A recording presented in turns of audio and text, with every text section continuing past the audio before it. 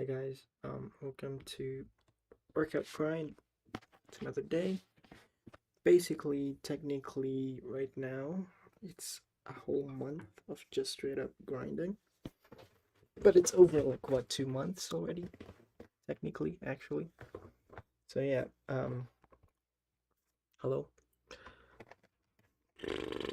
I gotta take a shit, but before that, life update, I changed my phone uh, screen protector, so it looks brand new again. I like that. I like that a lot. I also, Leslie's Last Filipinas posted me in their fucking page congratulating me for my approved visa, but fuck them. I do not approve of them. There's this one guy who asked me uh if they're gonna recommend Leslie's Last, and I said nah. Fuck that guy. Fuck that agent. Whatever. Today, I'm gonna apply for TFN and ABN after this. Jesus Christ, I actually need to do that before I forget. It's kind of important. So, yeah, sorry guys, I had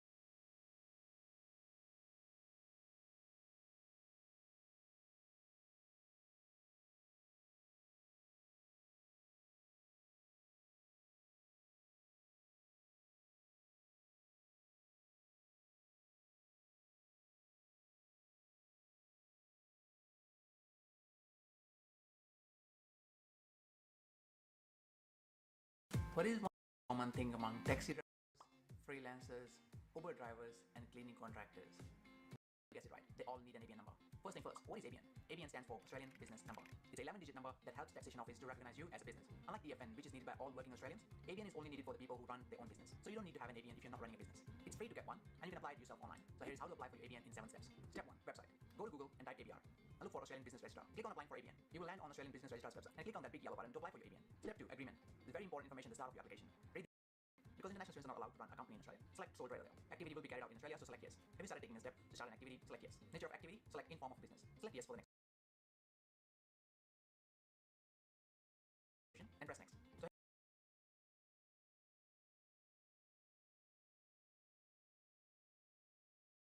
if you're going to work in Australia, you would need a DFN. Now what is DFN? DFN stands for tax file number. It's a 9-digit number that's issued by is apply for a DFN Australian Taxation Office. Now it has brought to a page where it says apply for a DFN. Now how you can apply for a DFN, it depends upon your circumstances. So we've got 3 options here: foreign passport holders, permanent migrants, temporary visitors, Australian residents, and people living outside Australia. So in your case, you're an international student, you need to click on this button which says foreign passport holder, permanent migrants, and temporary visitors.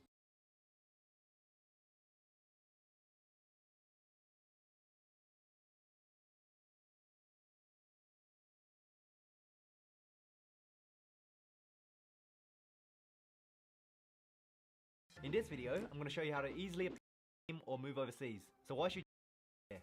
Having a tax file number also allows you to do your tax file number. Go on Google and type in tax file number, and it should be linked. Just make sure it's the ATO website and not some other random website, and you should pick the one based on your circumstances. I'll provide a step-by-step guide on the first 3 options since they are the most popular. I'll leave timestamps down below, so feel free to skip to the section that applies to you. If you're an Australian citizen with an Australian passport, click this option. Now to be eligible to apply online, you must be 15 years or older, have an Australian passport, and be an Australian citizen. You will need another Australian identity document like a driver's license. And lastly, you'll need a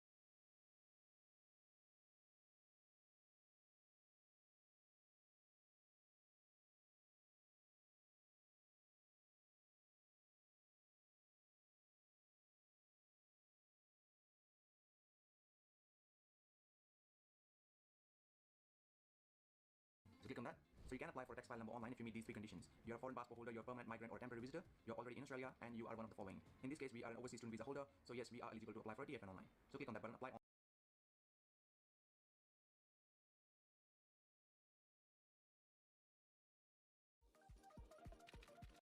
Applicable not just for international students, but also for foreign passport holder who are permanent migrant or temporary visitor, who are already in Australia, and your visa may either be a permanent resident visa, international student visa, a visa with work rights, or a visa allowing you to stay in Australia indefinitely. In addition, your visa should state that you have working rights here in Australia. I have written it on the click the link say on the next page, scroll down and click the apply permanent migrant and temporary visitor -TFN application. On the next page,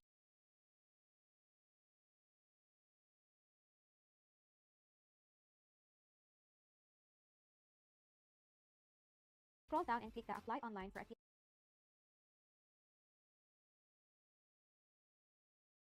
And using the IAR button. IAR means individual auto registration. On the next page, click the start button on the lower right portion of the screen. On the next page, identification, fill out all the mandatory details marked with an asterisk. For travel documentation, that would be your passport.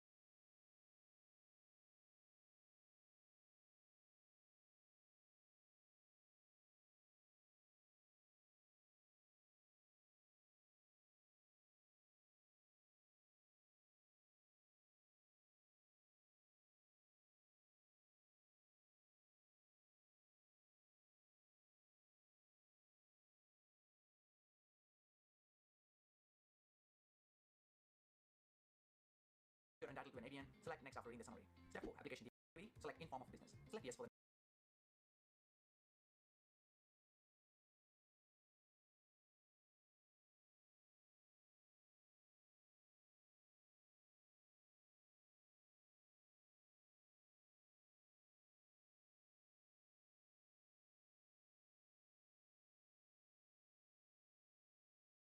Number, passport country of origin. I will choose question and carried out in Australia, so select yes. Have you started taking a step to start an activity? Select yes. Nature of activity, select in form of business. Select yes for the next question.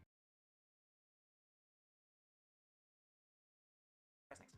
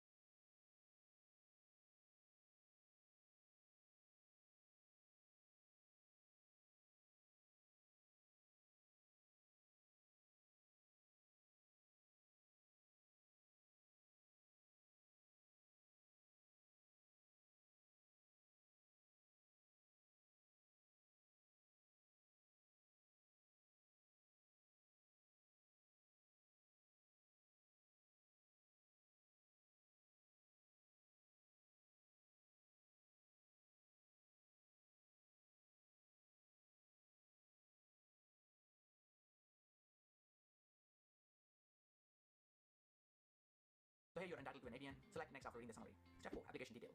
Have you ever held ABN number before? Hopefully not. Select no. Leave that box blank as well. Are you applying for ABN? Yes. Do you already have a tax file number? Yes. Do you wish to apply for tax file number? No. And select next after that. Step 5, business information. This is a long part of your application. So first,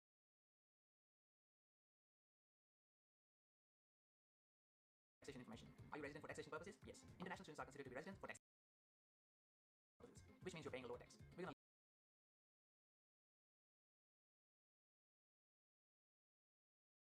tax agent's registration number empty. Select next. Application information. Provide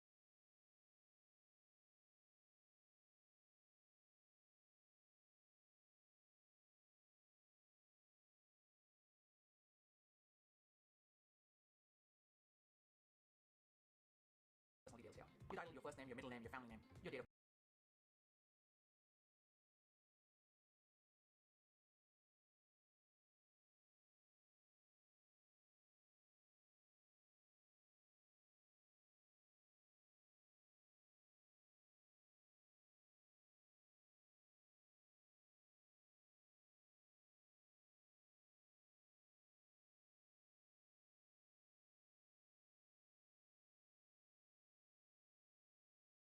and your TFN. ABN for less than 3 months. Leave that TFN box empty as well. Select next. Business activity details. Your title, your first name, your middle name, your family name, your date of birth, and your TFN number. You can leave that TFN box empty as well. Select next.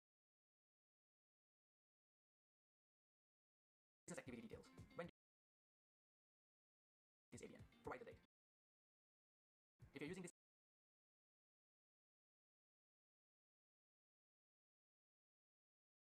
ABN for less than 3 months, provide the date as well. We're taking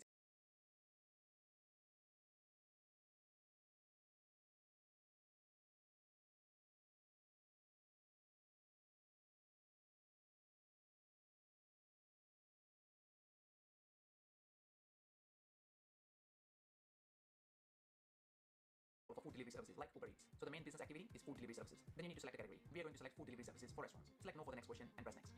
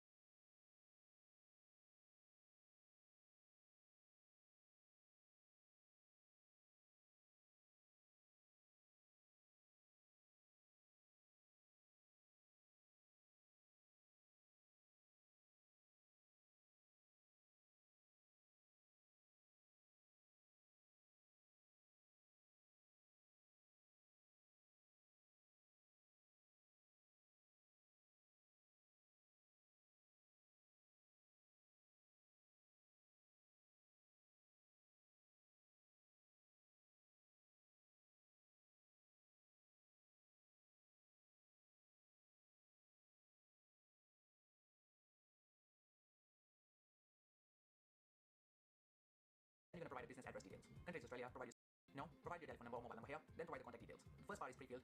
Step 6, reason for application. Here you need to tell why you need an ABN number. In this case, we're taking an example of Uber Eats, so we're going to select contractor and subcontractor. Is this the first time you're getting self-employed? Select yes, and press next. Step 7. In this case, we're taking an example of Uber Eats, so we're going to select contractor and press next. Step 6, reason for application. Here you need to tell why you need an ABN number. In this case, we're taking an example of Uber Eats, so we're going to select contractor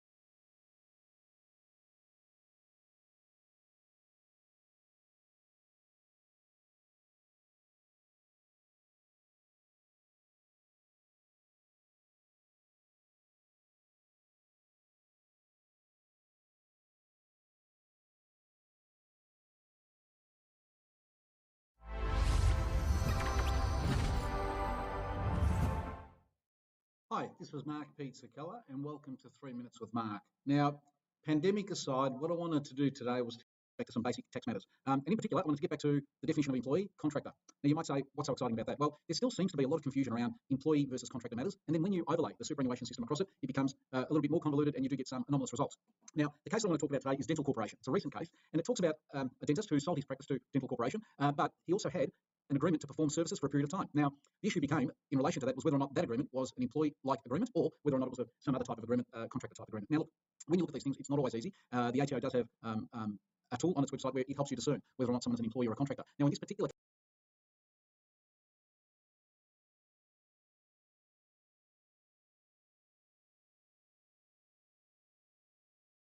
Here's a quick example of how an employee and contractor affects the taxes of a business. When you pay an employee, you must do the following: prepare tax forms, employment forms, and contracts. Prepare pay slips, withhold tax from the payments. Pay superannuation for the employee, report wages and tax, set up a payroll software, and then report single touch payroll. Get the insurance to cover the employees, such as workers' compensation, and purchase equipment and materials for the employee. On the other hand, when you pay a contractor, you must do the following: request an invoice from the contractor if you're paying them. Pay for the work and the GST if it's applicable. Ensure the contractor is covered by insurance, whether it is your insurance policy or theirs. In certain industries, you have to lodge TPARs. And finally, preparing a contract for the service is optional but highly recommended. Here's a quick example of how an employee and contractor. Today I gambled $1,800 at this Chino Hills Ford dealership. I got to the job and I told the contractor, hey, where did you get 60 plus calculation for this job? This is only a 50-yard job. I don't know where you're getting 60 yards from. Please fire whoever you hired to measure your concrete. And he said, oh, are you so sure? What if I need 6 trucks? Are you gonna give me the 6 for free? I said, yes. Shake my hand, we got a deal. He said, okay. But I said, wait, if you only end up needing 5, you're gonna pay me for the 6 truck. And he said, you got yourself a deal. And I ended up pocketing an extra $1,800. Today I gambled $1,800 at this Chino Hills Ford dealership. I got to the job and I told the contractor, hey, where did you get 60 plus calculation for this job? This is only a 50-yard job. I don't know where you're getting 60 yards from. Please fire whoever you hired to measure your concrete. And he said, oh, are you so sure? What if I need 6 trucks? Are you gonna give me the 6 for free? I said, yes. This is a trick employers use to not pay you overtime, not give you meal and rest periods, and make you pay their payroll taxes. The worst part is a lot of business gurus on this app tell employers to do this. Here's the deal. If you work full-time, that's when it works the best, is when someone, the way that another person's not going to steal your clients is when they realize, oh, he's the one doing all the hard stuff. I'm actually doing the easy stuff. He's actually giving me the easy part here. He's the one talking to the client. Yeah. He's the one reviewing proofs. He's the one that's doing all that. He's the one invoicing. That's when it works the best, is when someone, the way that another person's not going to steal your client. Employee or contractor. Important differences to know for your business. Hey business owners. As an accountant, I want to share some helpful info with you today. Have you ever wondered about the differences between employees and contractors? It's important to know, because if you're classified incorrectly, it could have serious consequences for your business. Let's start with contractors. They are their own boss and provide services to others using their own processes, tools, and methods. They negotiate their own fees and can work for multiple clients at once. But there are differences in terms of workplace rights and responsibilities for insurance, tax, and super. For more tax information, please like FNM. Giving up, please, to my dream. But I got your bitch all on her knees. They know I'm a big boss, got a big boss in this bitch. Giving up, please, to my dream. But I got your bitch all on her knees. They know I'm a big boss, got a big boss in this bitch. Giving up, please, to my dream. But I got your bitch all on her knees. They know I'm a big boss, got a big boss in this bitch. Giving up, please, to my dream. But I got your bitch all on her knees. They know I'm a big boss, got a big boss in this bitch. Giving up, please, to my dream. But I got your bitch all on her knees. Their truck was parked illegally in this spot, so when the cop told them to move it, you'll never expect the ending. What's up? Huh? What's up? Nothing. You cool? Yeah? Well, why you all aggressive? I don't know.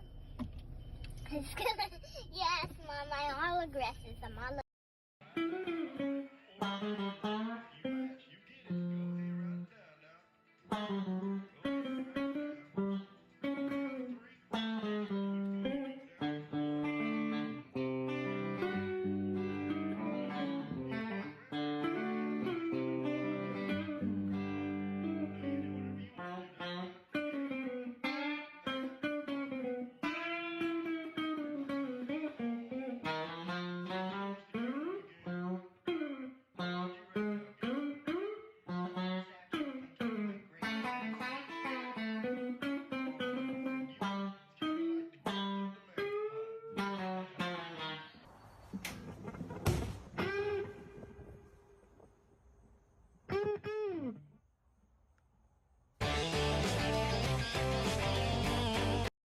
Anybody got a mic? Yeah, we all got mics. How do you like the game? We're having quite a bit of graphical glitches, but it's okay so far.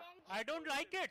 Garbage, cold word. Dude, it's a beta. It's not going to be very good. It needs to be good. $70. No, it don't. To keep crashing? You think I want to pay $70 to crash? I can get in my garden cart for I free. haven't had any crash. I'm sure you can get your goat for 2, but you know. But I can get it cheaper.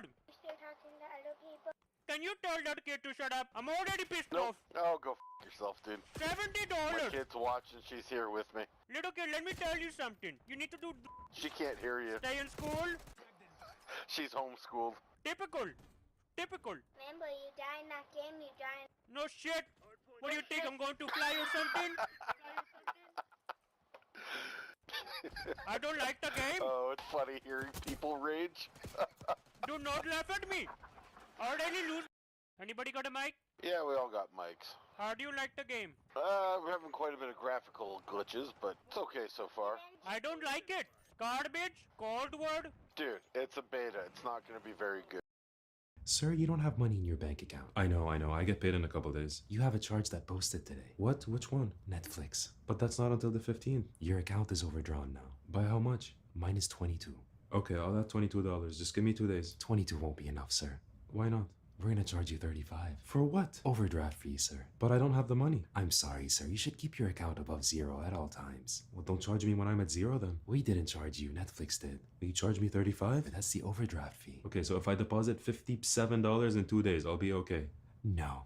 Why? We're gonna charge you an overdraft fee tomorrow as well. But you already charged it? I'm sorry, you should avoid getting your account balance under zero. Okay, but you're not helping me. We are committed to helping our customers. So you can waive the overdraft fee this time? No. I won't be able to pay 2 overdraft fees. You should avoid getting your account under zero. Yes, I'm aware. Help me then. We are committed to helping our customers. Okay, then waive the fees this time, please. No. Okay, sir, I'm begging you. You. Sir, you don't have money in your bank account. I know. I get paid in a couple days. You have a charge that posted today.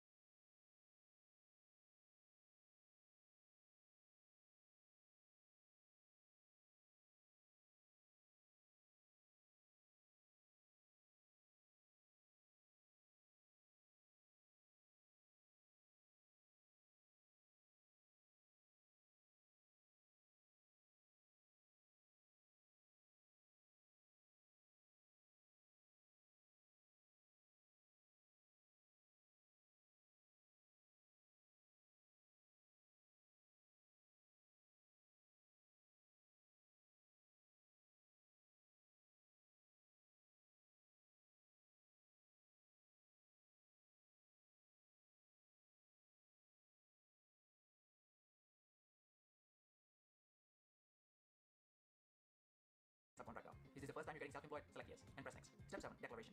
Read the declaration form and privacy statement carefully. Write your full name, your position held, which is sole trader, and press submit after that. So who should apply for an ABN? Basically, if you are being paid for your goods and services, you'll need an ABN to legally operate in Australia. Apply for an ABN. So to apply for an ABN, let's go to Google and type in apply for ABN. Click on the first link and it'll take you directly to the ABN business. Otherwise, you will be fined for providing false statements in your application. Once you agree with everything, click this box here and click next. As you can see, the application is split into 6 steps. Step 1, ABN entitlement. In this step, you have to select what type of business entity you are applying for. So if you are starting a business yourself, for example, starting a cleaning business or delivery for Uber Eats, then you are a sole trader. If you're starting a business company or a business with other people who will be equally invested, then you can select the second option. And the third option won't apply to most of you, so you can ignore that. If you'd like to learn more about all the options, trader. If you're starting a business company or a business with other people who will be equally invested, then you can select the second option. And the third option won't apply for most of you, so you can ignore that.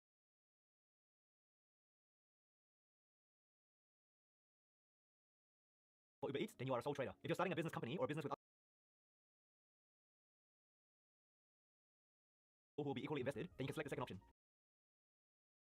Third option won't apply for most of you, so you can ignore that. If you'd like to learn more about all the options, I'll leave a link in the description to the company or business with other people who will be you're applying for. So if you're starting a business yourself, for example, starting a cleaning business or delivery for Uber Eats, then you sole trader. If you're starting a business company or a business with other people who will be invested, then you can select the second option. And the third option won't apply for most of you, so you can ignore that. If you'd like to learn more about all the options, I'll leave a link in the description to this article that explains more. However, I'm guessing most of you are starting a business by yourself, so let's select individual sole trader. Will your activities be carried out in Australia? Click yes. Have you started or are taking steps to start your activity? Click yes. What is the nature of your activity? For most of you, it'll be in the form of a business, so let's select that option. Are you doing things that are consistent with running a business? Click yes. And since we're done with this page, let's click next. So this page is just a summary of what you chose in the previous pages. Just make sure everything is correct and click next.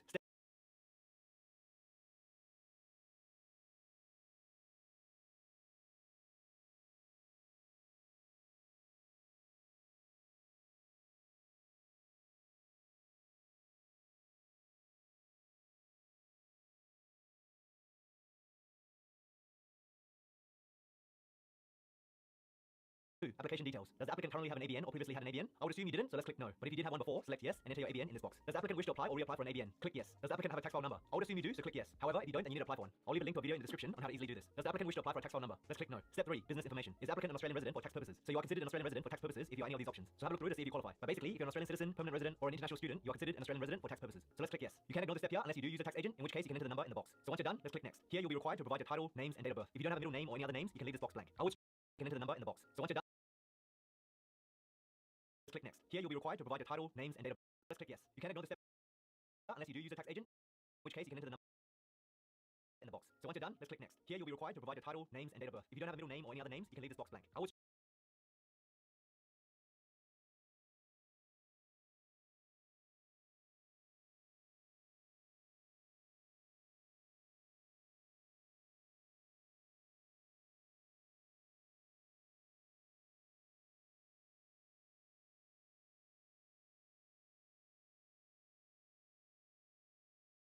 recommend you provide your tax file number, but if you don't have one yet, then leave it blank. Let's click next. From what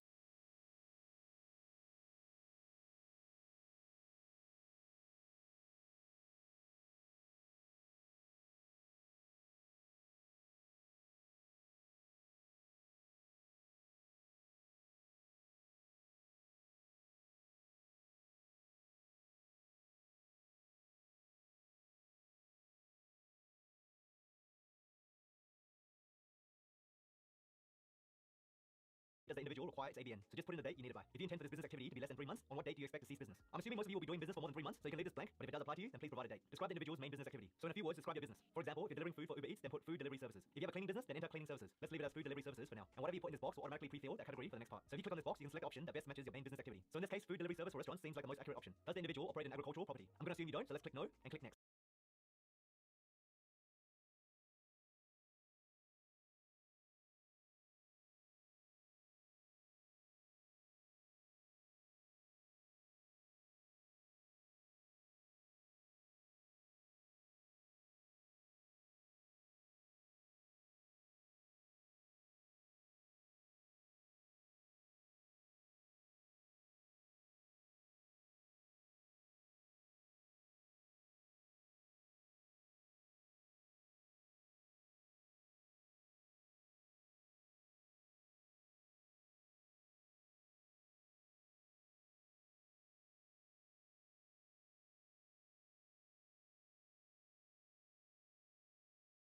So where is your main business location? The country will be Australia, of course. Please enter the business address. If you're running a business at home, you can put in your home address. So if you're an Uber Eats driver or operate your cleaning business from home, then just put in your home address. Is the individual's postal address the same as the business address? If it is, then click yes. Please provide your business email address. If you only have a personal email, you can provide that, but it may be a good idea to create a new business email so your life is more organized. What is the telephone number for this location? Just give them the best number to contact you, so probably a mobile number. Also, you can click this box if your email is the same as the previous one. Then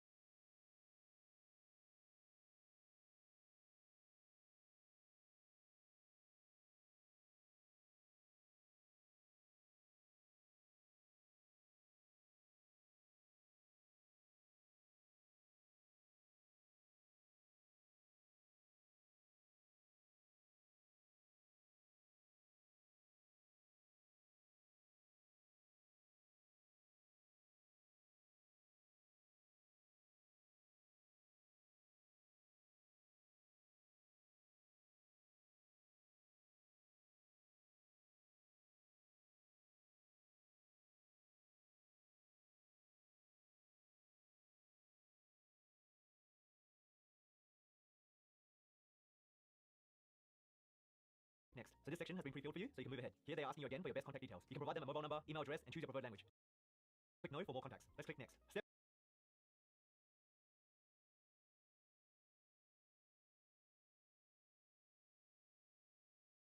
for this location.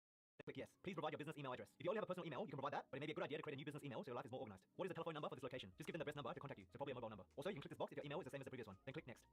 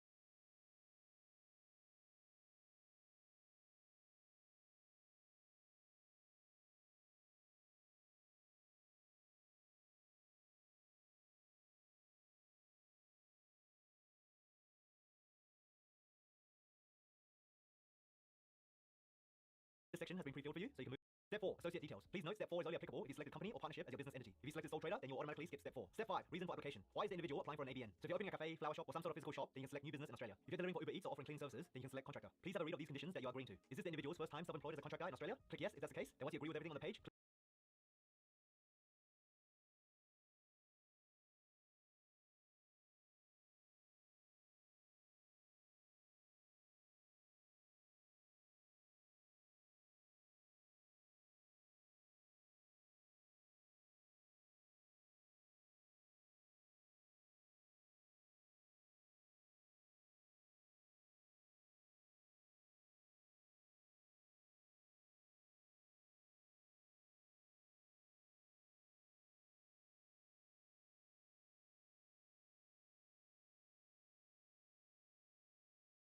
next. Step 6, declaration. Conditions that you are agreeing to. Cafe, flower shop, or some sort of physical shop, then you can select new business.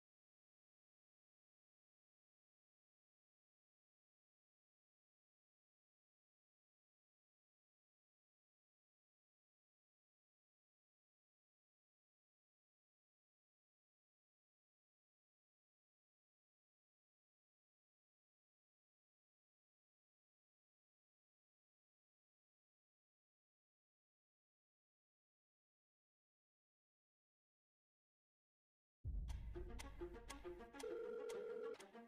Jaded. You don't know me, but I know you. Who do I have the pleasure of speaking to? That doesn't matter at this moment in time. What does matter is your brand. My brand? Is that fake British accent? Your brand's a message, Jaded, don't you see? Yeah, that's gotta be offensive. The influence of... What is everybody doing? We're here. We're live. Let me... Alright,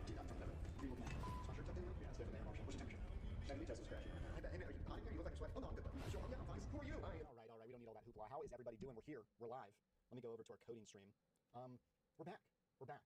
I didn't care enough about the intro to show it, because today is a little bit of just a behind-the-scenes day, right? This isn't like a very popular one, but can anyone take a guess as what we're doing today? Can I see it? Can I see it in the chat? Can I see it in the chat? If we're on the coding screen, what do you think we're doing?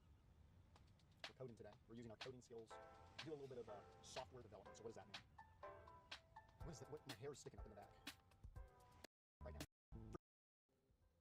And so we got to one-up them, as usual, right? We one-up them all the time. And we're going to one-up them with TikTok as well. On comment, what? What are you saying?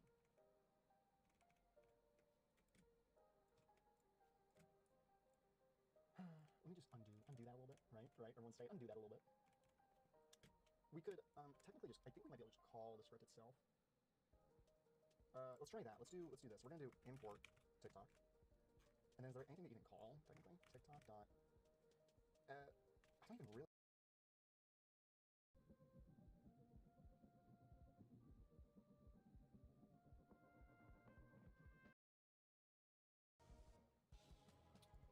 Yeah, no. What about potted plant, huh? I really should just do a little bit at a time. But I'm not. It's not in my DNA. And what I'll do, we'll grab the whole thing again. Do a little select. Do the Charlie. You know what? Guy Williams, I'm disappointed in you. Well, there we go. TikTok is incorporated into the chat now. Guy Williams says add an egg maybe. You better watch yourself. You better. Guy Williams says add a hook. Fuck. A what? I'm thinking, what else could I add? Oh, I got one. You guys will like this. Y'all will like this quite a bit, I do think. I do certainly think you will.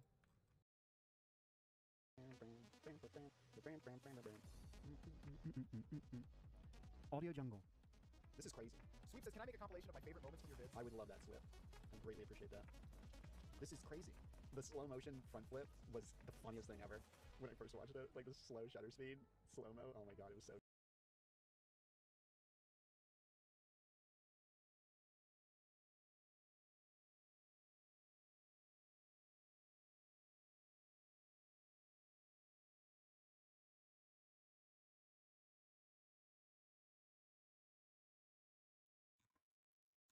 Alright, so that was that. I finally finished playing for TFN and ABN. Took me a fucking while, but it's what's happening. That's what's happening. Anyways, I'm gonna start working out now, and yeah, my room is a little bit dirty, so I'll probably like move things away. I'll fix them later tomorrow, maybe, hopefully, probably, yeah. So yeah, let's start.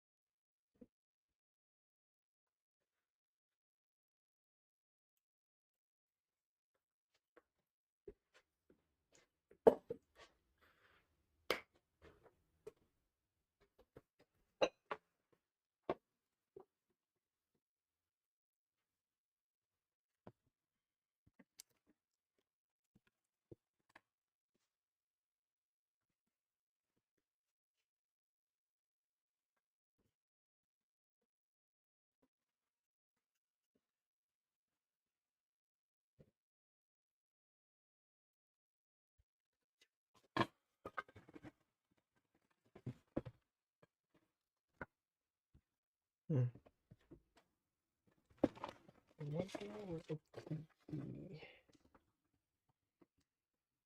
No, it's definitely in my room somewhere.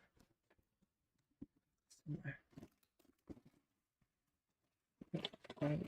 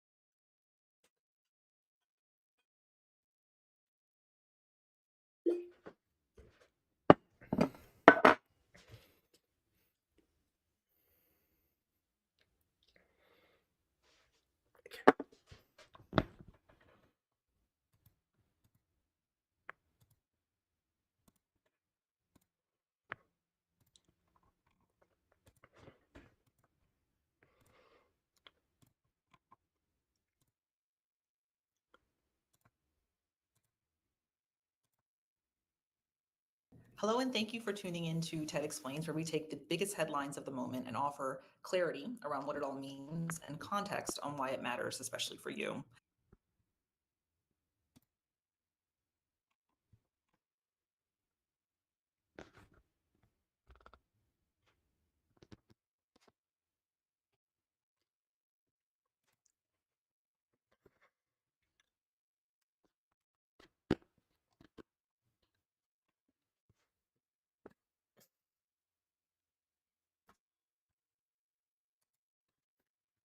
Man, I'm still looking for.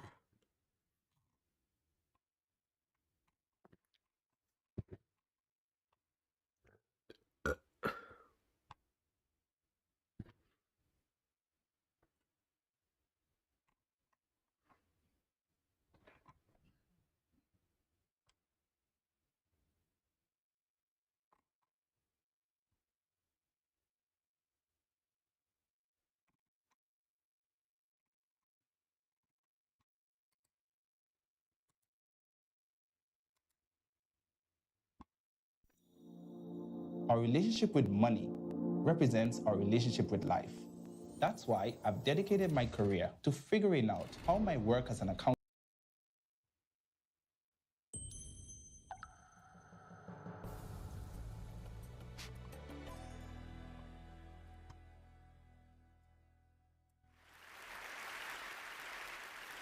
We need to talk about the empathy gap.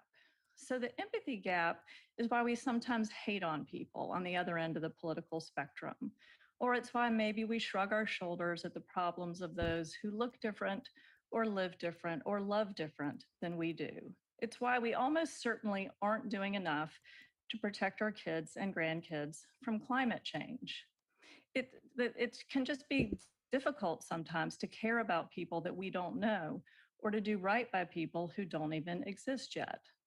But what if I told you that that same empathy gap can also get in the way of us doing right by ourselves in our 20s and beyond? And before I go on, let me say that everything I'm about to talk about also applies to all of us out there who are well beyond our 20s. But for a little bit of background, in 2013, I gave a talk about why our 20s matter. So it's about almost 10 years later. I'm still a clinical psychologist who specializes in 20-somethings. But these days, the 20-somethings I see, they know their 20s matter. So they want to get them right. They want to move to the right city. They want to take the right job. They want to find the right partner. They want to have the right answers. Well, the bad news is there are no right answers. There are no right answers for where you should live or where you should work or how you should settle down. These are what are called large world problems because there are just too many unknowns. No app, no algorithm, no Enneagram can ever solve these problems or answer these questions for you. But the good news is, because there are no right answers, there are no wrong answers. There are only your answers. So your 20s are a great time to listen to and be honest with yourself. They're a great time to have a conversation with your future self. So philosopher Derek Parfit said, "We neglect our future selves because of some sort of failure of belief or imagination."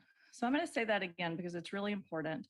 We neglect our future selves because of some sort of failure of belief or imagination. So when you're young, it can be difficult to imagine or believe that you could ever really be 35, especially when most of the influencers you see on Instagram or TikTok are younger than that. But that's a problem because research shows that our brains think about our future selves similarly to how they think about strangers. And that's where the empathy gap comes in. It can be difficult for us to care about a version of ourselves that we haven't met yet. Yet, research also shows that if we find a way to close that empathy gap between our present selves and our future selves, we start to think more about what we could do now to be kind to ourselves down the line. So in one of my favorite studies on this, researchers used virtual reality to show 20-somethings what they would look like when they're old. Scary, I know, but the 20-somethings who saw their age-morphed selves set aside more money towards retirement than those who didn't. So I don't have virtual reality in my office, and saving for retirement isn't something that comes up a whole lot. But what does come up a whole lot is that about 85% of life's most defining moments take place by around age 35. So I asked my clients to imagine themselves at age 35, and I asked them to believe in their ability to have created those defining moments. And then I asked them to get really specific about what they see. What do I look like? Where do I live? What do I do for work? Do I enjoy the work? Is it meaningful? Is it important? Does it pay well? Might these things be true one day? Which of these things do I really care about? What about after work? Who do I come home to?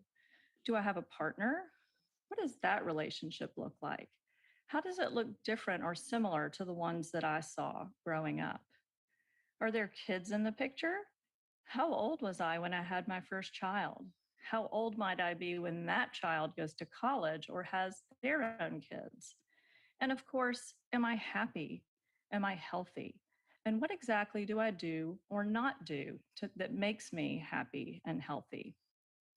So the idea here is just to try to get to know your future self, because when we spend time connecting with that person, we do some reverse engineering and we start to ask our present self questions about how our present and our future can come together or meet somewhere in the middle along the way.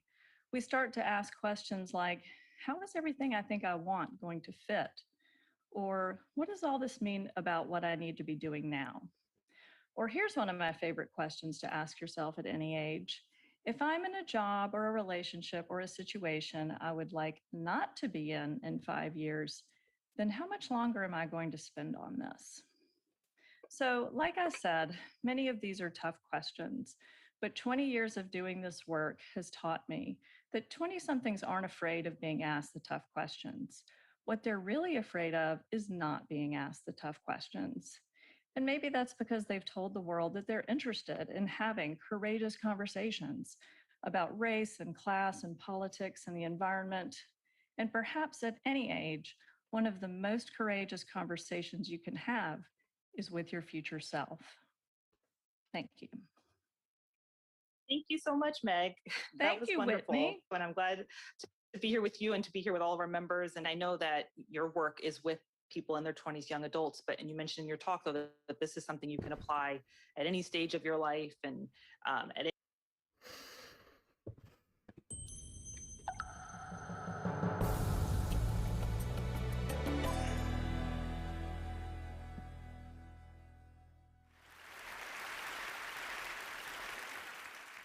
When we're young, we're innocently brave, and we fearlessly dream about what our lives might be like. Maybe you wanted to be an astronaut or a rocket scientist. Maybe you dreamed of traveling to every continent. Since I was very young, I dreamed of working for the United Nations in some of the most difficult countries in the world. And thanks to a lot of courage, that dream came true. But here's the thing about courage. It doesn't just appear whenever we need it. It's the result of tough reflection and real work involving the balance between fear and bravery. Without fear, we'll do foolish things. And without courage, we'll never step into the unknown.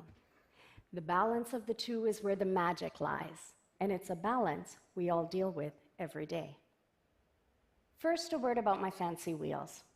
I haven't always used a wheelchair. I grew up like many of you, running, jumping, and dancing. I love to dance. However, in my mid-20s, I began to experience a series of inexplicable falls. And a few years later, I was diagnosed with a recessive genetic condition called hereditary inclusion body myopathy, or HIBM. It's a progressive muscle wasting disease that affects all of my muscles from head to toe. HIBM is very rare. In the United States, there are less than 200 people diagnosed. To date, there is no approved treatment or cure, and within 10 to 15 years of its onset, HIBM typically leads to quadriplegia, which is why I now use a wheelchair. When I was first diagnosed, everything changed. It was frightening news because I had no experience with chronic illness or disabilities, and I had no idea how the disease might progress. But what was most disheartening was to listen to other people advise me to limit my ambitions and dreams and to change my expectations of what to expect from life. You should quit your international career. No one will marry you this way. You would be selfish to have children.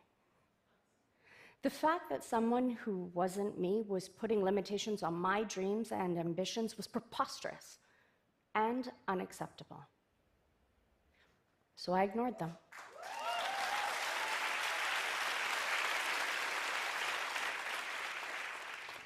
I did get married, and I decided for myself not to have children. And I continued my career with the United Nations. After my diagnosis, going to work for 2 years in Angola, a country recovering from 27 years of brutal civil war. However, it would be another 5 years until I officially declared my diagnosis to my employer, because I was afraid that they would question my capacity to manage and I'd lose my job. I was working in countries where polio had been common, so when I overheard someone say that they thought I might have survived polio, I thought my secret was safe. No one asked why I was limping, so I didn't say anything. It took me over a decade to internalize the severity of HIBM, even as basic tasks and functions became increasingly difficult.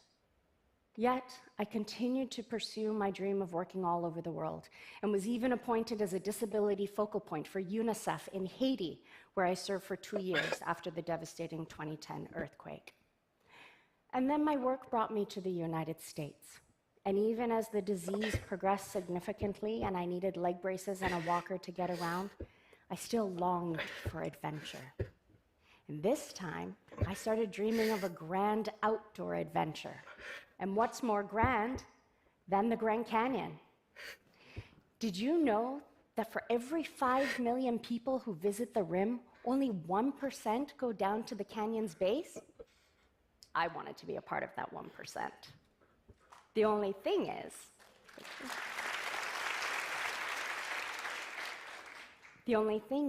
that the Grand Canyon isn't exactly accessible. I was going to need some assistance to get down the 5,000-foot descent of vertical loose terrain. Now, when I face obstacles, fear doesn't necessarily immediately set in, because I assume that one way or another, I'll figure it out. And in this case, my thought was, well, if I can't walk down, I could learn to ride a horse. So that's what I did. And with that faithful decision began a 4-year commitment, tossing back and forth between fear and courage to undertake a 12-day expedition, 4 days on horseback to cross Grand Canyon rim to rim, and 8 days rafting 150 miles of the Colorado River, all with a film crew in tow. Spoiler alert, We made it, but not without showing me how my deepest fear can somehow manifest a mirror response of equal courage. On April 13th, 2018, sitting 8 feet above the ground, riding a Mustang horse named Sheriff, my first impression of Grand Canyon was one of shock and terror. Who knew I had a fear of heights? But there was no giving up now. I mustered up every ounce of courage inside me to not let my fear get the best of me. Embarking on the South Rim, all I could do to keep myself composed was to breathe deeply, stare up into the clouds, and focus on my team's voices. But then, in the first hour, disaster struck. Unable to hold myself upright in the saddle, going down an oversized step, I flung forward and smacked my face on the back of the horse's head. There was panic, my head hurt fiercely, but the path was too narrow for us to dismount.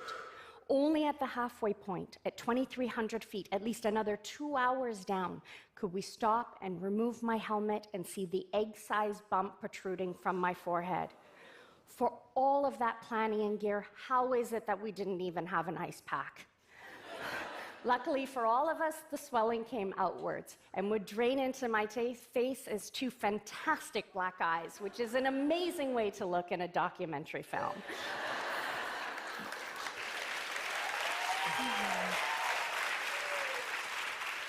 This was not an easy, peaceful journey, and yet that was exactly the point. Even though I was afraid to get back into the saddle, I got back in. The descent alone to the canyon floor took a total of 10 hours, and that was just day 1 of 4 riding. Next came the mighty rapids. The Colorado River in the Grand Canyon has some of the highest white water in the country. And just to be prepared in case we should capsize, we'd practice having me swim through a smaller rapid. And it's safe to say, it wasn't glamorous. I took my breath in the wrong part of the wave, choked on river water, and was unable to steer myself. Yes, it was scary, but it was also fantastic. Waterfalls, slick canyons, and a couple billion years of bedrock that seemed to change color throughout the day. The Grand Canyon is true wilderness and worthy of all of its accolades.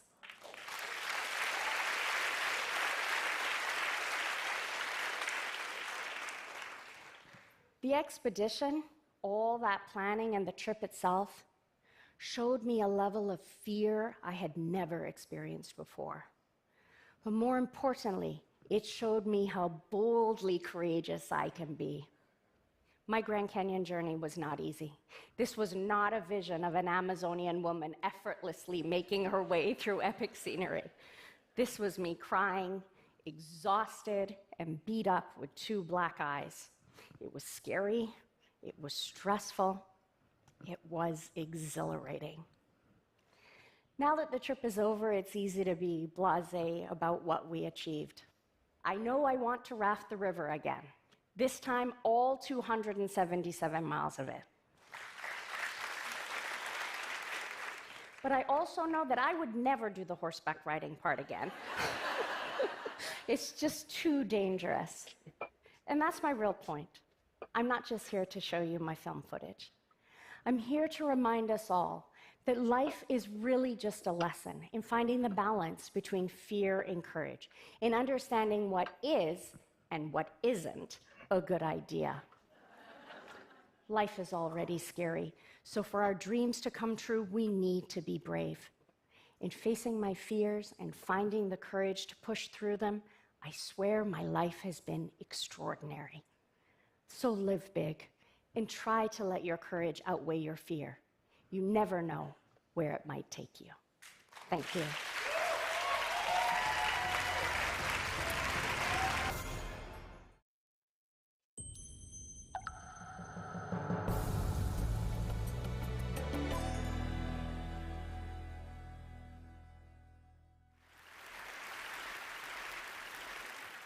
When Dorothy was a little girl, she was fascinated by her goldfish. Her father explained to her that fish swim by quickly wagging their tails to propel themselves through the water. Without hesitation, little Dorothy responded, "Yes, Daddy, and fish swim backwards by wagging their heads."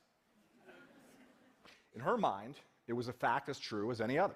Fish swim backwards by wagging their heads. She believed it. Our lives are full of fish swimming backwards. We make assumptions and faulty leaps of logic. We harbor bias. We know that we are right and they are wrong. We fear the worst. We strive for unattainable perfection. We tell ourselves what we can and cannot do. In our minds, fish swim by in reverse, frantically wagging their heads, and we don't even notice them. I'm going to tell you 5 facts about myself. One fact is not true. 1, I graduated from Harvard at 19 with an honors degree in mathematics. 2, I currently run a construction company in Orlando. 3, I starred on a television sitcom. 4, I lost my sight to a rare genetic eye disease. 5, I served as a law clerk to 2 U.S. Supreme Court justices. Which fact's not true? Actually, they're all true. Yeah, they're all true.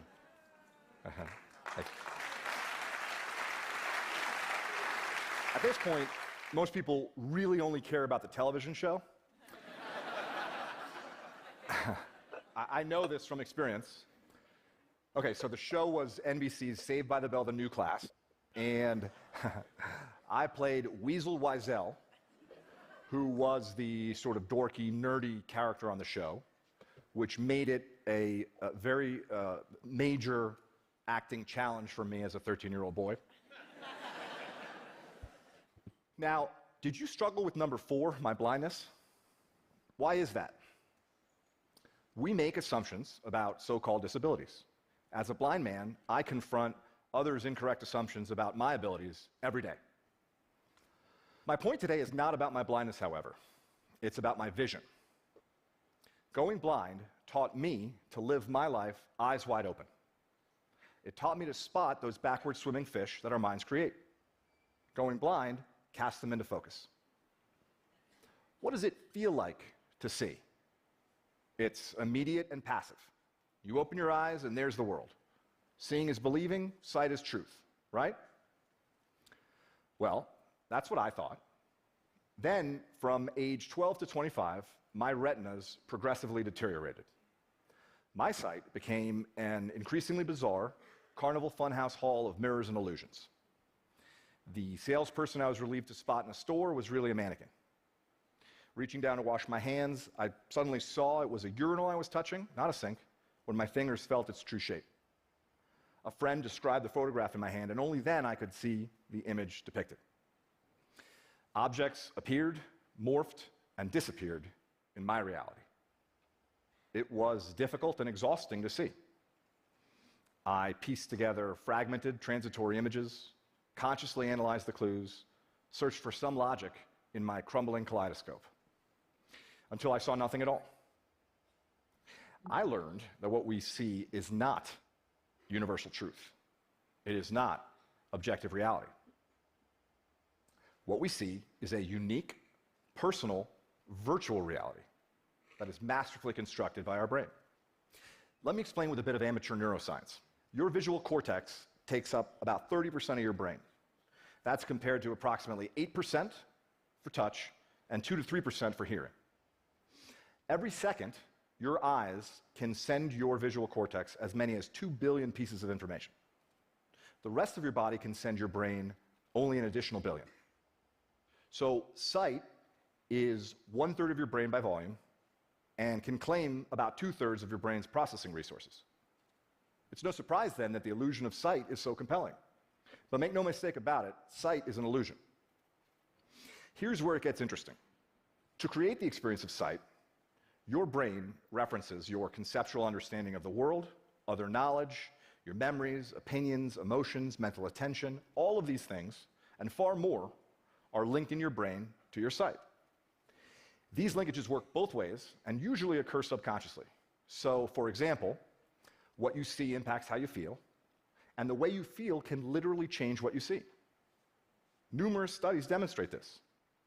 If you are asked to estimate the walking speed of a man in a video, for example, your answer will be different if you're told to think about cheetahs or turtles.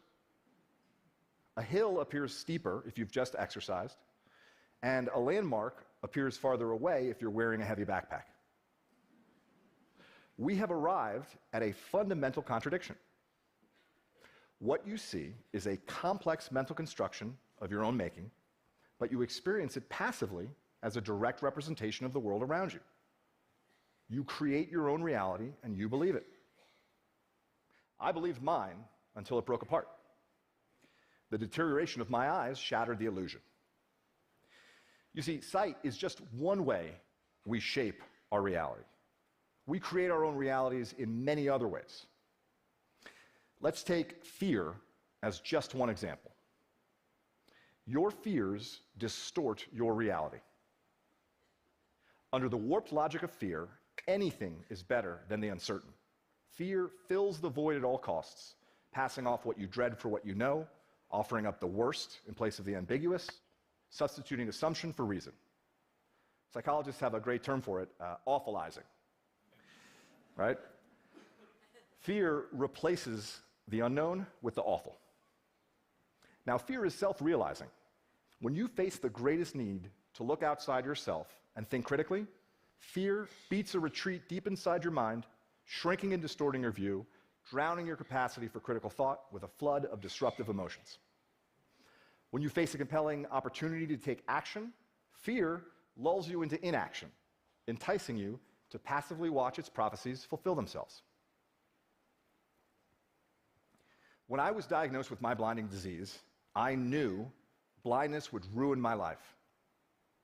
Blindness was a death sentence for my independence. It was the end of achievement for me. Blindness meant I would live an unremarkable life, small and sad, and likely alone. I knew it.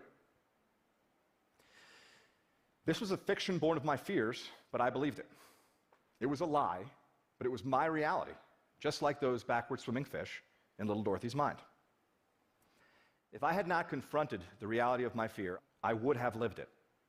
I am certain of that. So, how do you live your life eyes wide open? It is a learned discipline. It can be taught. It can be practiced. I'll summarize very briefly. Hold yourself accountable for every moment, every thought, every detail. See beyond your fears, recognize your assumptions, harness your internal strength, silence your internal critic, correct your misconceptions about luck and about success, accept your strengths and your weaknesses and understand the difference. Open your hearts to your bountiful blessings. Your fears, your critics, your heroes, your villains, they are your excuses, rationalizations, shortcuts, justifications, your surrender. They are fictions you perceive as reality. Choose to see through them. Choose to let them go. You are the creator of your reality. With that empowerment comes complete responsibility. I chose to step out of fear's tunnel into terrain uncharted and undefined. I chose to build there a blessed life.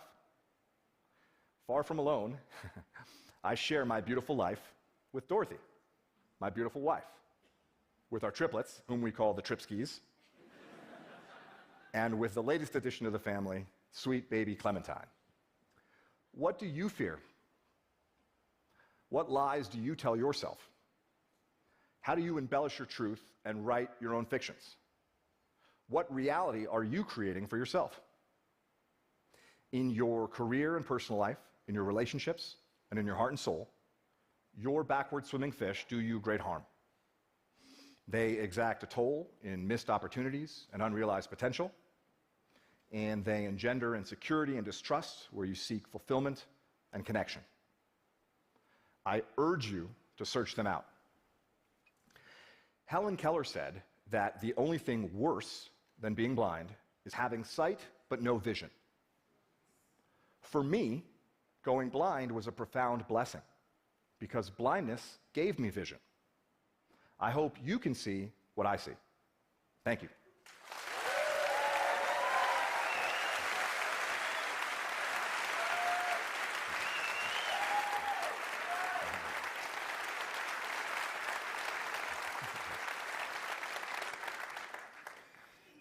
Isaac, before you leave the stage, just a question. This is an audience of entrepreneurs, of doers, of innovators. You are a CEO of a company down in Florida, and many are probably wondering, how is it to be a blind CEO? What kind of specific challenges do you have, and how do you overcome them? Well, the biggest challenge became a blessing. I don't get visual feedback from people. Was a noise there? Yeah. So, for example, in my leadership team meetings, I don't see facial expressions or gestures. I've learned to solicit a lot more verbal feedback. I basically, force people to tell me what they think. And in this respect, it's become, like I said, a real blessing for me personally and for my company, because we communicate at a far deeper level. We avoid ambiguities. And most important, my team knows that what they think truly matters. Isaac, thank you for coming to TED. Thank you, Bruno. Thank you.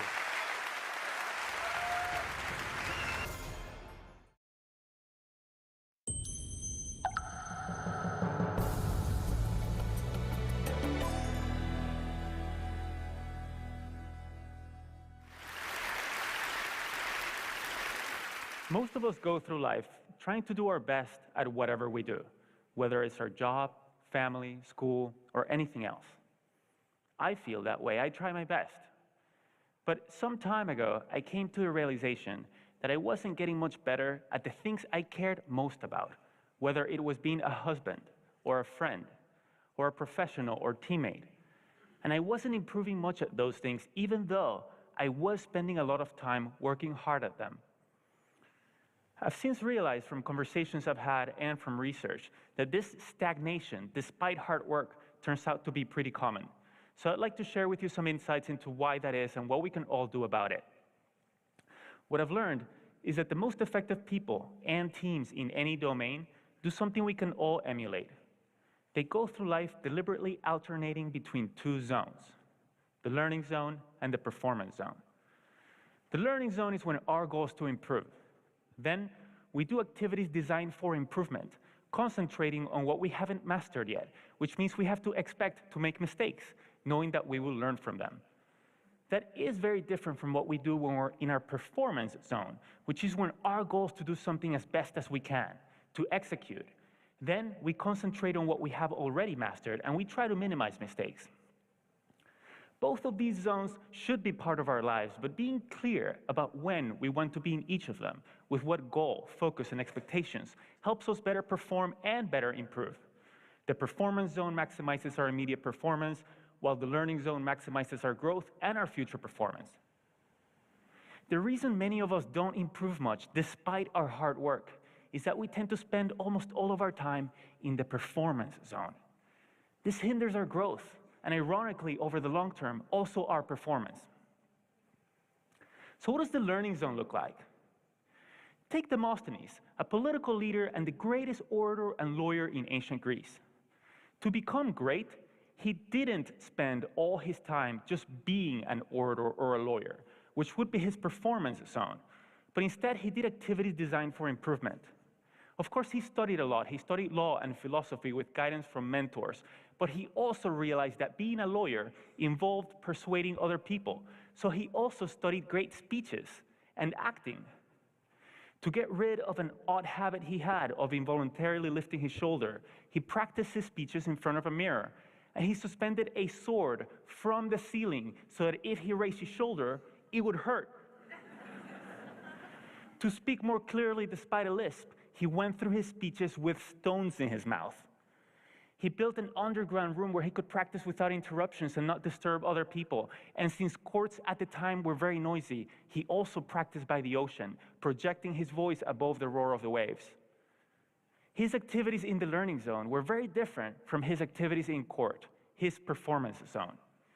In the learning zone, he did what Dr. Anders Ericsson calls deliberate practice. This involves breaking down abilities into component skills, being clear about what sub-skill we're working to improve, like keeping our shoulders down, giving full concentration to a high level of challenge outside our comfort zone, just beyond what we can currently do, using frequent feedback with repetition and adjustments, and ideally engaging the guidance of a skilled coach, because activities designed for improvement are domain-specific, and great teachers and coaches know what those activities are and can also give us expert feedback. It is this type of practice in the learning zone which leads to substantial improvement, not just time on task, performing. For example, research shows that after the first couple of years working in a profession, performance usually plateaus. This has been shown to be true in teaching, general medicine, nursing, and other fields. And it happens because once we think we've become good enough, adequate, then we stop spending time in the learning zone. We focus all our time on just doing our job, performing, which turns out not to be a great way to improve. But the people who continue to spend time in the learning zone do continue to always improve. The best salespeople, at least once a week, do activities with the goal of improvement. They read to extend their knowledge, consult with colleagues or domain experts, try out new strategies, solicit feedback, and reflect. The best chess players spend a lot of time not playing games of chess, which would be their performance zone, but trying to predict the moves grandmasters made and analyzing them. Each of us has probably spent many, many, many hours typing on a computer without getting faster. But if we spend 10 to 20 minutes each day fully concentrated on typing 10 to 20% faster than our current reliable speed, we would get faster, especially if we also identify what mistakes we're making and practice typing those words. That's deliberate practice. In what other parts of our lives, perhaps that we care more about, are we working hard but not improving much because we're always in the performance zone? Now, this is not to say that the performance zone has no value. It very much does. When I needed knee surgery, I didn't tell the surgeon, poke around in there and focus on what you don't know. We'll learn from your mistakes. I looked for a surgeon who I thought would do a good job, and I wanted her to do a good job. Being in the performance zone allows us to get things done as best as we can. It can also be motivating, and it provides us with information to identify what to focus on next when we go back to the learning zone. So the way to high performance is to alternate between the learning zone and the performance zone, purposefully building our skills in the learning zone, then applying those skills in the performance zone. When Beyoncé is on tour, during the concert, she's in her performance zone. But every night when she gets back to the hotel room, she goes right back into her learning zone. She watches a video of the show that just ended. She identifies opportunities for improvement for herself, her dancers, and her camera staff. And the next morning, everyone receives pages of notes with what to adjust, which they then work on during the day before the next performance. It's a spiral to ever-increasing capabilities, but we need to know when we seek to learn and when we seek to perform. And while we want to spend time doing both, the more time we spend in the learning zone, the more we'll improve. So how can we spend more time in the learning zone? First, we must believe and understand that we can improve, what we call a growth mindset. Second, we must want to improve at that particular skill. There has to be a purpose we care about, because it takes time and effort. Third, we must have an idea about how to improve, what we can do to improve. Not how I used to practice the guitar as a teenager, performing songs over and over again, but doing deliberate practice. And fourth, we must be in a low-stakes situation. Because if mistakes are to be expected, then the consequence of making them must not be catastrophic or even very significant. A tightrope walker doesn't practice new tricks without a net underneath, and an athlete wouldn't set out to first try a new move during a championship match. One reason that in our lives we spend so much time in the performance zone is that our environments often are unnecessarily high stakes. We create social risks for one another, even in schools which are supposed to be all about learning, and I'm not talking about standardized tests. I mean that every minute of every day, many students in elementary schools through colleges feel that if they make a mistake, others will think less of them. No wonder they're always stressed out and not taking the risks necessary for learning. But they learn that mistakes are undesirable inadvertently when teachers or parents are eager to hear just correct answers and reject mistakes rather than welcome and examine them to learn from them, or when we look for narrow responses rather than encourage more exploratory thinking that we can all learn from. When all homework or student work has a number or a letter on it and counts toward a final grade, Rather than being used for practice, mistakes, feedback, and revision, we send the message that school is a performance zone. The same is true in our workplaces. In the companies I consult with, I often see flawless execution cultures, which leaders foster to encourage great work, but it leads employees to stay within what they know and not try new things, so companies struggle to innovate and improve, and they fall behind. We can create more spaces for growth by starting conversations with one another about when we want to be in each zone. What do we want to get better at and how? And when do we want to execute and minimize mistakes? That way we gain clarity about what success is, when, and how to best support one another. But what if we find ourselves in a chronic high-stakes setting and we feel we can't start those conversations yet?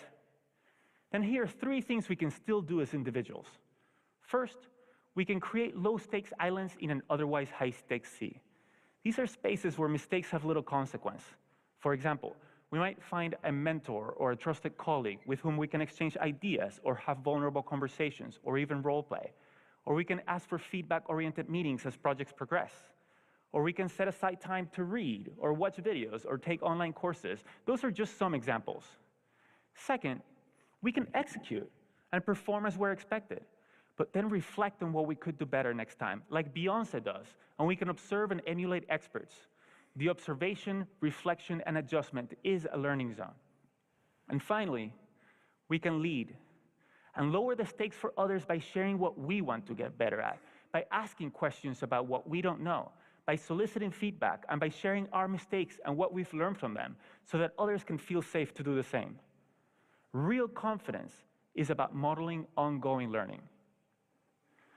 What if, instead of spending our lives doing, performing, we spent more time exploring, asking, listening, experimenting, reflecting, striving, and becoming? What if we each always had something we were working to improve? What if we created more low-stakes islands and waters? And what if we got clear within ourselves and with our teammates about when we seek to learn and when we seek to perform, so that our efforts can become more consequential, our improvement never ending, and our best even better? Thank you.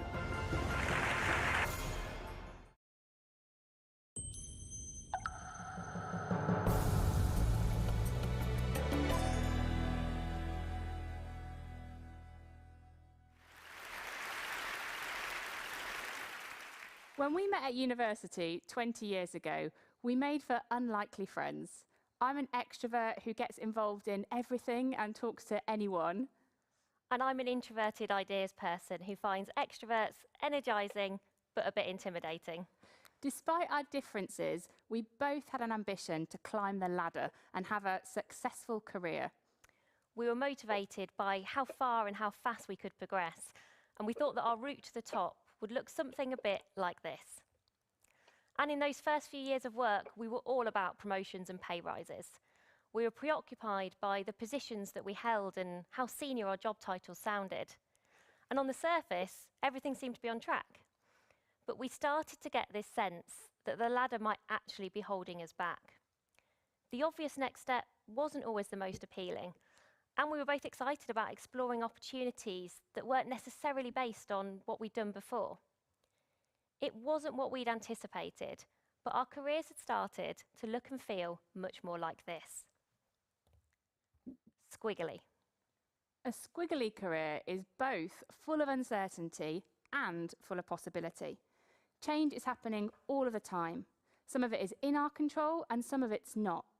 Success isn't one size fits all. Our squiggles are as individual as we are. And for me, that's meant a career where I've moved from working on foldable credit cards in one company, they didn't catch on, to building and launching a loyalty app for another, and that one is still going.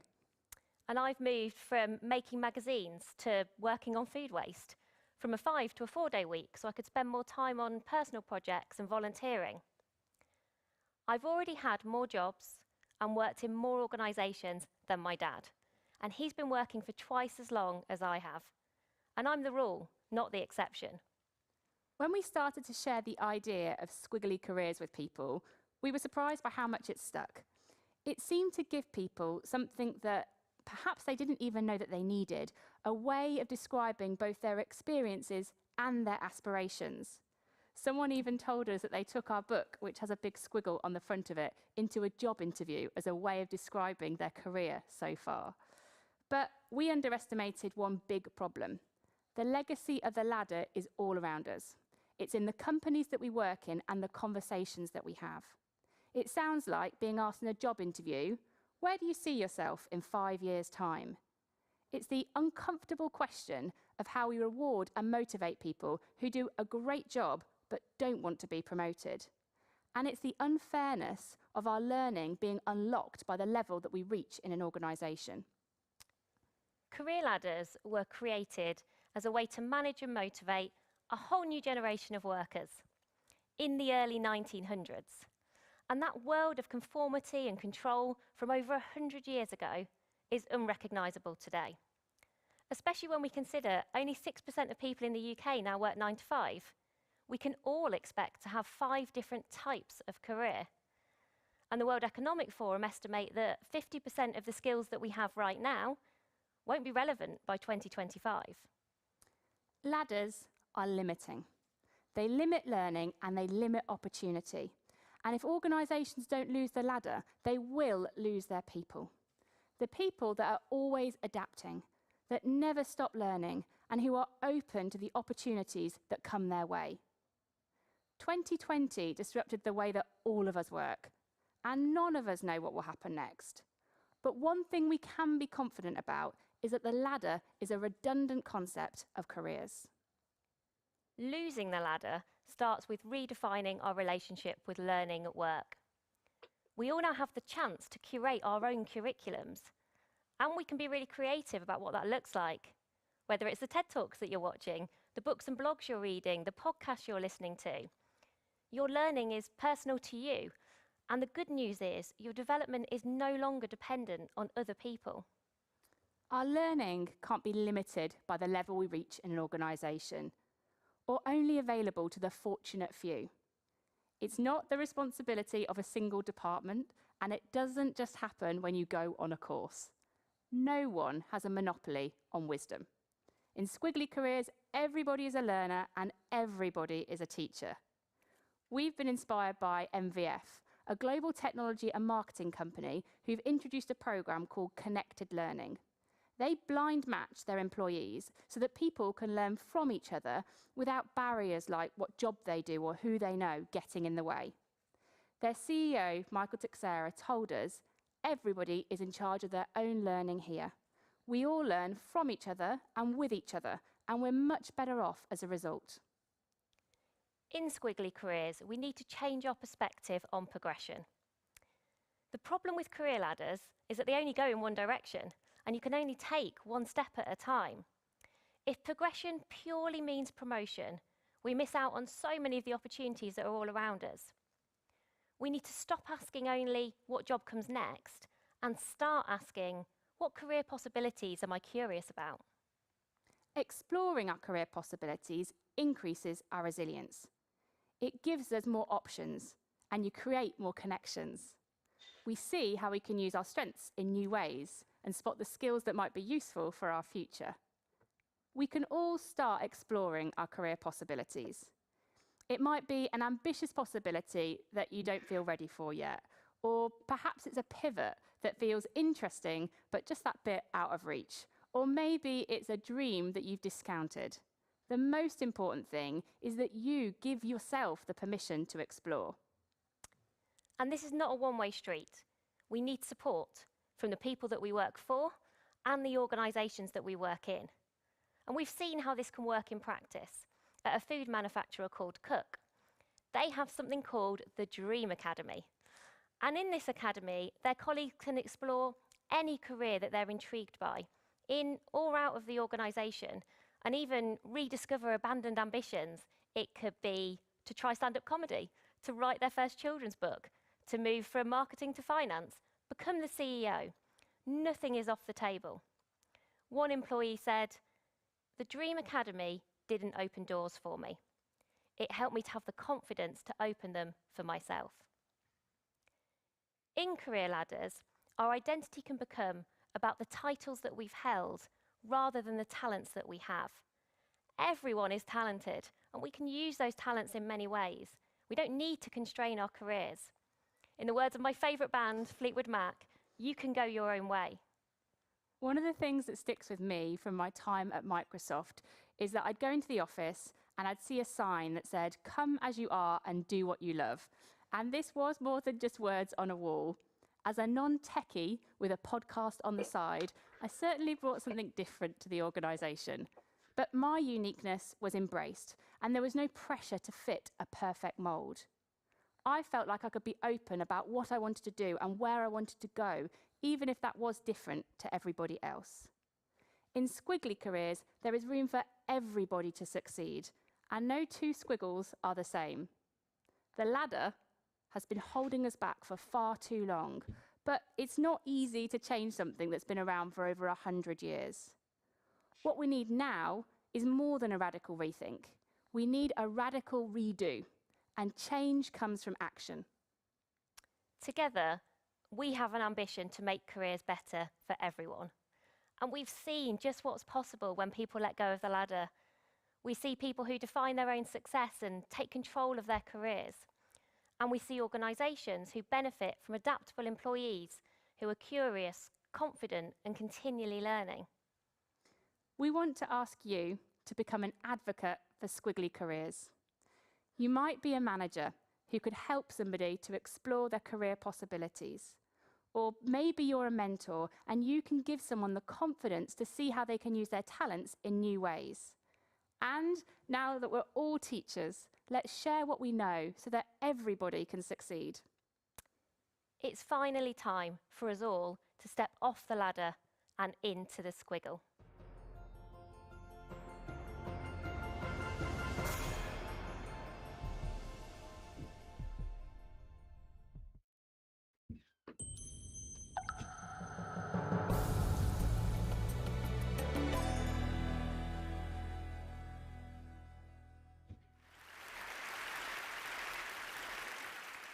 I'm an accountant with a numbers problem. I mean, I'm good with numbers and using them to report what's happening, but I'm also concerned with the full story behind those numbers, the part that gets lost in translation, the part that numbers can't quite tell, the story that goes deeper than mere strategies for saving and earning money. And without that story, I don't think I'm doing my job well. That's why I've dedicated my career to figuring out how my work as an accountant can tell stories about people, stories that will ultimately help them improve their lives. Let me explain. It all started when someone told me, "You're obsessed with chocolate." And I was like, "What? No, I'm not." But then I wondered, could I be in denial about my own obsession? Was I actually spending a lot of money on chocolate but blind to it? Well, here was a chance for me to test this theory using my accountant lens. Off I went, tracking my spending on chocolate. And there it was, my love for chocolate. I was spending about $50 a month on chocolate, especially in months when I was overstressed and months when I was overjoyed. Analyzing my expenses helped me to understand that I had an emotional pattern where, when I'm struggling or celebrating, I binge on chocolate. I had struggled with my weight for a very long time, and I was convinced that my diet was not the problem. I was convinced that it was my lack of effort in exercise, and certainly not chocolate. Tracking my spending on chocolate, though, helped me realize that I was afraid of facing myself in the mirror, literally and figuratively, and that I lacked the courage to deal with the real problem, my diet. So I continued to exercise, but devoted less time to it, and instead shifted my focus and energy towards developing a more healthful diet. That year, I lost 50 pounds. Our relationship with money represents our relationship with life. The accounting of my own chocolate behavior told me the story of my own denial. I realized that perhaps I could also help my clients see what they were overlooking in their own lives and help them realize their own emotional patterns through their tracking and spending of their expenses. So I started to pay close attention to the story behind my clients' expenses that may be hidden to them. One of my clients, a critical care nurse, was convinced that her personal budget was reasonable and expenses justifiable. She had struggled to build up her savings, and I noticed that she had minimal records of her expenses. I suggested to her that her lack of savings could be due to more than just a gap in her financial knowledge, and offered to help her identify the problem. I encouraged her to start tracking and charting her expenses. After a few months, her financial records revealed that most of her spending was on expensive clothing and shoes. As we sat together, she was genuinely surprised to see just how much of her budget was going towards fashion. She remarked, "Whoa, these are impulse purchases, aren't they? I guess I didn't realize that." She analyzed further and realized that she was buying clothes in an attempt to impress and appear successful to her friends. And also, when her confidence was low, buying clothes temporarily boosted it. She told me that buying clothing was her attempt to finding meaning in life and feeling valued. She sighed, and she set a goal for herself and her finances. 6 months later, she called me to tell me she had saved a bunch of money by reducing her spending on shopping and instead choosing to exercise when she felt the urge to shop. She is much happier around her friends. 3 years later, home ownership is on the horizon. Sometimes, though, charting expenses may not reveal something specific as a chocolate addiction or a shopping problem, but what it reveals can be just as valuable. A marketing strategist and upcoming musician needed help with her taxes. When I met with her, I immediately took note of the fear in her face as she looked through her records and expenses. I checked in with her, and she expressed to me that some things in her life didn't quite seem to work out, including her relationships. She was afraid of facing how much money she was about to lose after taxes. As we continued talking about her finances, she started to notice a connection between her fear of losing money and her fear of losing relationships. She went on to tell me that she was afraid of committing to anyone because she didn't want to get hurt.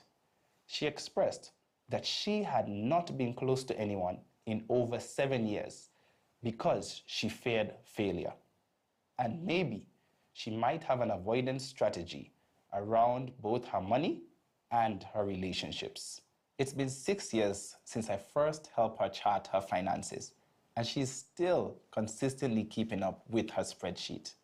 As she confronted her personal accounting and grew her savings in advance of each tax season, she developed less fear of loss and grew more open to relationships.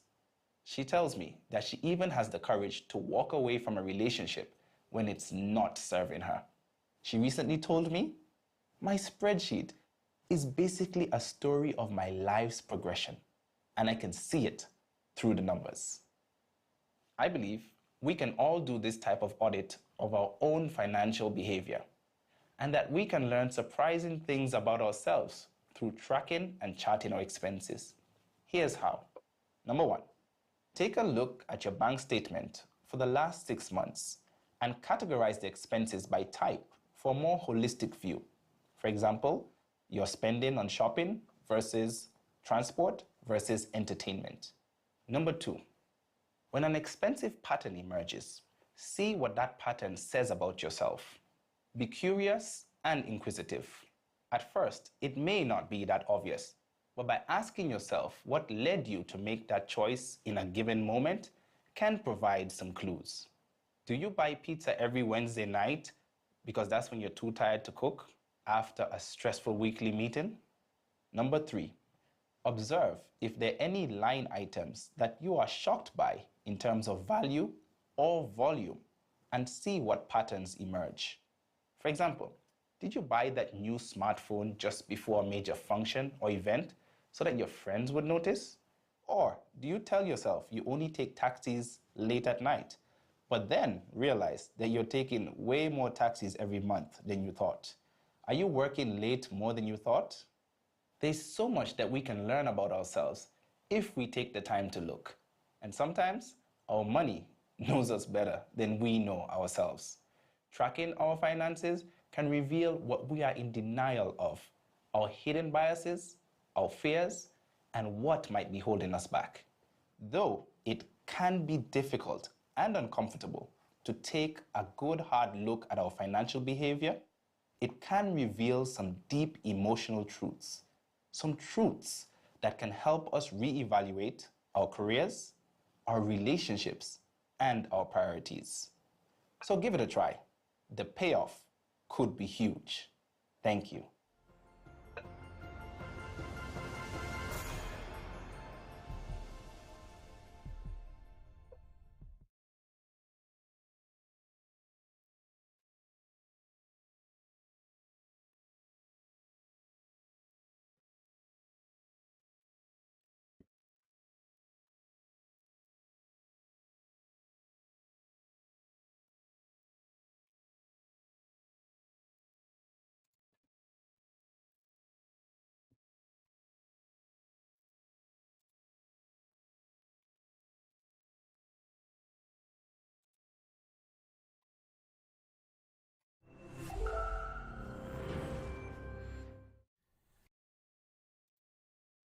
These are things I wish I knew as a beginner stained glass artist. The first one is something that really improved my cutting, and it's so simple, but scoring right along the pattern. This was the second time I ever cut glass, and you can see that not only was my pattern not placed close enough, but I did not score right along those pieces. So I ended up with extra glass that was difficult to remove, and this is my glass cutting on a recent piece when I was remaking the crow, and you can see the difference that it makes. Something that would have prevented a lot of cutting fails is tapping the glass rather than forcing a break with pliers. If the glass is not breaking, use the end of your glass cutter to tap beneath the score line, allowing you to easily remove the piece. Another thing that I wish I knew was to pick the right copper foil, specifically paying attention to the backing color. If you don't match the foil backing to the finish of the solder, it will show through transparent glass. The last thing improved my soldering instantly, and that is using a higher temperature on your soldering iron. Once I switched it to 410, it was so much easier to get smooth solder lines, and I actually enjoy soldering now. These are things I wish I knew as a beginner stained glass artist. The first one is something that really improved my cutting, and it's so simple, but scoring right along the pattern. This was the second time I ever cut glass, and you can see that not only was my pattern not placed close enough, but I did not score right along those pieces. So I ended up with extra glass that was difficult to remove, and this is my glass cutting on a recent piece when I was remaking the crow, and you can see the difference that it makes. Something that would have prevented a lot of cutting fails is tapping the glass rather than forcing a break with pliers. If the glass is not breaking, use the end of your glass cutter to tap beneath the score line, allowing you to easily remove the piece. Another thing that I wish I knew was to pick the right copper foil, specifically paying attention to the backing color. If you don't match the foil backing to the finish of the solder, it will show through transparent glass. The last thing improved my soldering instantly, and that is using a higher temperature on your soldering iron. Once I switched it to 410, it was so much easier to get smooth solder lines, and I actually enjoy soldering now. These are things I wish I knew as a beginner stained glass artist. The first one is something that really improved my cutting, and it's so simple, but scoring right along the pattern. This was the second time I ever cut glass, and you can see that not only was my pattern not placed close enough, but I did not score right along those pieces. So I ended up with extra glass that was difficult to remove, and this is my glass cutting on a recent piece when I was remaking the... Right. So that's that. Finished. Workout grind. Didn't have to even finish the timer, so. And for the journal part, yesterday it was not bad. It was basically just cleaning, and I didn't get to program Friday, right? Yeah, supposedly Friday was the good break. Like I could finally focus on programming because I'm just staying at home, you know, instead of going to school and stuff. Ironically, I didn't do any of that, and I hate my room because of old habits, you know. I associate this room as a place where I usually just play games, and that's not good. So yeah, I decided that I'll be doing my programmings downstairs instead. That way people will see me and I will no longer associate playing games in here, you know. I think that's really important. Yeah. Finally applied for my TFN and ABN here. And yeah, I think that's pretty much it. Tomorrow I will try to work out more earlier, so I'll be more consistent and stuff like that, yeah. So yeah, forgot to charge my phone, but yeah, anyways, that's all. Thank you guys.